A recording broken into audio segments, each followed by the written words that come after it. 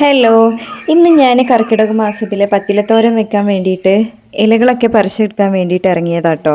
മഴയൊക്കെ പെയ്ത് കഴിഞ്ഞപ്പോൾ തോരൻ വെക്കാൻ വേണ്ട ഇലകളൊക്കെ നന്നായിട്ട് കിളിർത്ത് വന്നിട്ടുണ്ടായിരുന്നു. ആദ്യമായിട്ട് ഞാൻ പറിച്ചെടുത്തത് ചുവന്ന ചീരയാണ് കേട്ടോ. ഒരു ചെടി കിളിർത്ത് വന്ന് നിൽപ്പുണ്ടായിരുന്നു, അപ്പോൾ അത് കട്ട് ചെയ്തെടുത്തു. പിന്നെ ചുമന്ന ചേമ്പിൻ്റെ താളുണ്ടായിരുന്നു കേട്ടോ, തളിരിലുണ്ടായിരുന്നു, അതും എടുത്തു. പിന്നെ എടുത്തത് മത്തൻ്റെ ചെറിയ ഇലകളാണ് കേട്ടോ. നമുക്കിതിലേക്ക് എടുക്കേണ്ടത് ചെറിയ തളിരിലകളാണ്, അത് വെച്ചാലാണ് കൂടുതൽ ടേസ്റ്റ് ഉണ്ടാവുക. പിന്നെ ഞാൻ എടുത്തിട്ടുള്ളത് മുളകിൻ്റെ തളിരിലകളാണ് കേട്ടോ. പത്തിലത്തോരൻ വെക്കുന്നതിൽ മുളകിൻ്റെ ഇലയും ചേർത്ത് കൊടുക്കാൻ പറ്റും. പിന്നെ തോരനും ചേർക്കാൻ വേണ്ടിയിട്ട് കുറച്ച് കാന്താരി മുളക് പൊട്ടിച്ചെടുത്തിട്ടുണ്ടായിരുന്നു. ഇത് അത്യാവശ്യം എരിവൊക്കെയുള്ള വെള്ള നിറത്തിലുള്ള കാന്താരി മുളകാണ് കേട്ടോ. പിന്നെ എടുത്തിട്ടുള്ളത് മലായി ചീര കേട്ടോ. നമ്മുടെ ഇവിടെ ഇതിന് മലായി ചീര എന്നാണ് പറയുക. ചിലയിടങ്ങളിൽ വേലിച്ചീര എന്നും പറയും. എല്ലാ ഇലകളും കുറച്ച് എടുത്തിട്ടുള്ളൂ. പിന്നെ ഈ ചീര കൂടുതൽ കഴിക്കുന്നത് നല്ലതല്ല എന്നാണ് പൊതുവെ പറയാറ്. പിന്നെ കഞ്ഞിത്തൂവ എടുത്തിട്ടുണ്ടായിരുന്നു. ഈ പറമ്പിലൊക്കെ നിറയെ ഈ ഇല നന്നായിട്ടുണ്ടായിരുന്നു കേട്ടോ. ഇത് മാത്രമായിട്ട് നമുക്ക് ഇലക്കറിയായിട്ട് ഉണ്ടാക്കിയെടുക്കാൻ പറ്റും. പിന്നെ നമ്മുടെ പറമ്പിൽ ധാരാളം ഉള്ളൊരു ചീരയാണിത്, കാട്ടുചീര. കാട് പിടിച്ച പോലെ വളരുന്ന ഒരുപാട് ഔഷധ ഗുണങ്ങളുള്ള ഒരു ചീരയാണിത്. ഇത് മാത്രമായിട്ട് നമുക്ക് ഇലക്കറി ഉണ്ടാക്കിയെടുക്കാൻ പറ്റും. അപ്പോൾ ഇതിൽ നിന്ന് കുറച്ച് തളിരില ഞാൻ പൊട്ടിച്ചെടുത്തിട്ടുണ്ട്. കന്നിത്തൂവയുടെ ഇല പൊട്ടിച്ചെടുക്കുമ്പോൾ കയ്യിൽ ഗ്ലൗസോ കവറോ ഇട്ടിട്ട് വേണം പൊട്ടിച്ചെടുക്കാൻ. അല്ലാന്നുണ്ടെങ്കിൽ കൈ നന്നായിട്ട് ചൊറിയും. അല്ലാന്നുണ്ടെങ്കിൽ തണ്ടിൽ പിടിച്ചിട്ട് പൊട്ടിച്ചെടുത്താലും മതി. കുറച്ച് പയറിൻ്റെ ഇല എടുത്തിട്ടുണ്ടായിരുന്നു. 2 തണ്ട് മുരിങ്ങയുടെ ഇല കൂടി എടുത്തിട്ടുണ്ട്. പത്തിലത്തോരനിൽ 10 ഇല തന്നെ വേണമെന്നില്ല കേട്ടോ. 10 ഇലയിൽ കുറവും അല്ലാന്നുണ്ടെങ്കിൽ 10 ഇലയിൽ കൂടുതലും നമുക്കിതിലേക്ക് ചേർത്ത് കൊടുക്കാൻ പറ്റും. പിന്നെ കുറച്ച് കോവക്കയുടെ ഇല കൂടി എടുത്തിട്ടുണ്ട്. പിന്നെ തഴുതാമയുടെ ഇല കിട്ടിയിട്ടുണ്ടായിരുന്നു, അത് കുറച്ചേ ഉണ്ടായിരുന്നുള്ളൂ. അപ്പോൾ അതും ഞാൻ ഇതിലേക്ക് ചേർത്തി കൊടുത്തിട്ടുണ്ട്. പിന്നെ നമുക്കിവിടെ ഇല്ലാത്തൊരു ഇല തകരയിലയാണ് കേട്ടോ. മഴക്കാലത്ത് താളും തകരയൊക്കെ കൂട്ടാൻ വെച്ച് കഴിക്കണമെന്ന് പഴമക്കാർ പറയുമല്ലോ. നമുക്ക് ആ ഒരു ഇല മാത്രം കിട്ടിയിട്ടില്ല കേട്ടോ. കുറച്ച് ചേനയില കൂടി എടുത്തിട്ടുണ്ട്. അപ്പോൾ പത്തിലത്തോരന് വേണ്ടിയിട്ടുള്ള ഇലകളൊക്കെ കിട്ടിയിട്ടോ. 12 ഇലയോളം നമുക്ക് കിട്ടിയിട്ടുണ്ടായിരുന്നു. ചേന, ചേമ്പ്, തഴുതാമ, മുളക്, മുരിങ്ങ, കോവയ്ക്ക, പയർ, കന്നിത്തൂവ, മലായി ചീര, കാട്ടുചീര, ചുവന്ന ചീര, മത്തനില, ഇങ്ങനെ 12 തരം ഇലകളാണ് കേട്ടോ നമ്മൾ എടുത്തിട്ടുള്ളത്. ഇപ്പോൾ നല്ല ഇലകൾ കിട്ടുന്ന ടൈം ആയതുകൊണ്ട് നല്ല വൃത്തിയുള്ള ഇലകളായിരുന്നു കിട്ടിയിരുന്നത്. പുഴുക്കേടോ അതേപോലെ മണ്ണൊന്നും പറ്റിയിരുന്നില്ല, നല്ല വൃത്തിയുള്ള ഇലകളായിരുന്നു. ആരോഗ്യത്തിനും അതുപോലെ രോഗപ്രതിരോധ ശേഷിക്കും നമ്മൾ ഈ കർക്കിടക മാസത്തിൽ പത്തിലത്തോരൻ ഉണ്ടാക്കി കഴിക്കുന്നത് വളരെ നല്ലതാണ്.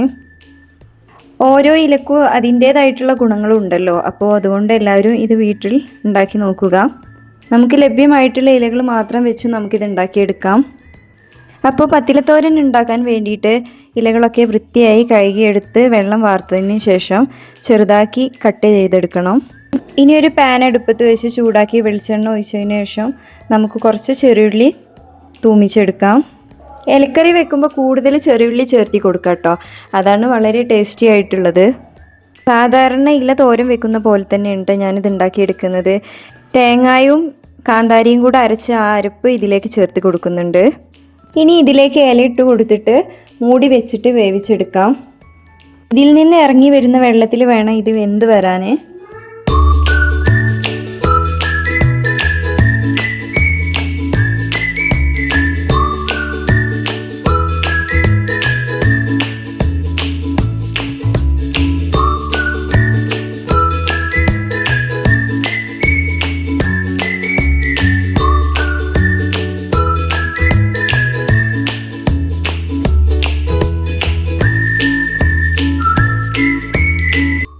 ആവശ്യത്തിന് ഉപ്പും 2 പച്ചമുളക് കട്ട് ചെയ്തതും കൂടി ഇതിലേക്ക് ചേർത്തി കൊടുക്കുന്നുണ്ട്.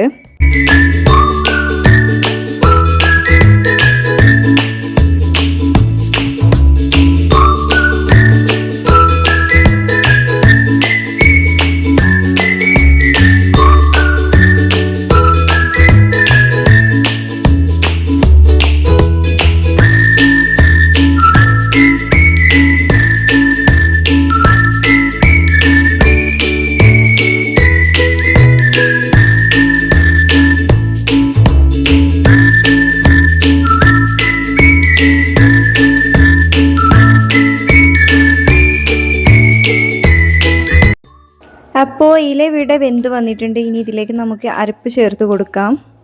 അരപ്പ് ചേർത്തതിന് ശേഷം കുറച്ച് നേരം മൂടി വെച്ചിട്ട് വേവിച്ചെടുക്കുക. അതിന് ശേഷം ഇളക്കിയെടുത്താൽ മതി.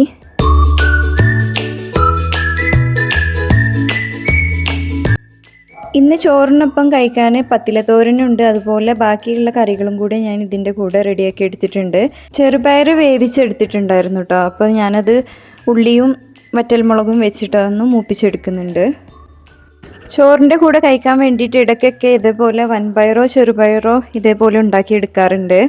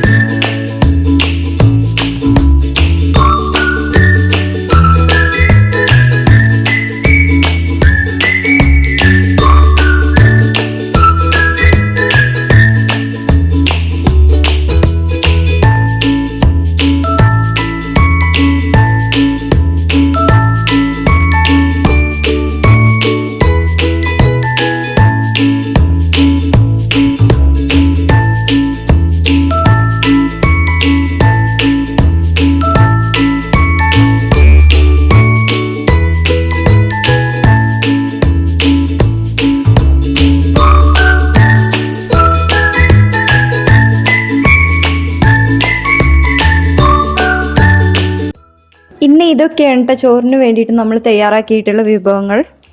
നമ്മുടെ ഇന്നത്തെ വിശേഷങ്ങൾ ഇഷ്ടപ്പെട്ടു കഴിഞ്ഞാൽ കമൻറ്റായി രേഖപ്പെടുത്തണേ. നമ്മുടെ വീഡിയോ ആദ്യമായിട്ട് കാണുന്നവരാണെങ്കിൽ ലൈക്കും സബ്സ്ക്രൈബും ചെയ്യണേ.